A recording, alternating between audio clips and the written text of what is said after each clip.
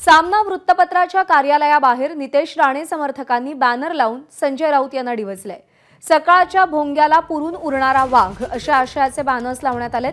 नितेश राणे यांच्या वाढदिवसानिमित्त मुंबईमध्ये राणे समर्थकांनी बॅनर लावलेत। याआधी मातोश्रीच्या कलानगर परिसरात देखील अशा पद्धतीची बॅनरबाजी नितेश राणे यांच्या वाढदिवसानिमित्त करण्यात आलेली होती। हिंदुत्वाच्या मुद्द्यावरून त्यावेळी थेट उद्धव ठाकरेंना डिवचण्यात आलं होतं आणि आता दादरमधील प्रभादेवी इथल्या सामनाच्या कार्यालयाबाहेर नितेश राणेंच्या समर्थकांनी त्यांच्या वाढदिवसानिमित्त बॅनरबाजी केलेली आहे। सकाळच्या भोंग्याला पुरून उरणारा वाघ असा नितेश राणे यांचा उल्लेख करत संजय राऊत यांना डिवचण्याचा प्रयत्न या बॅनरबाजीच्या माध्यमातून करण्यात आलेला आहे।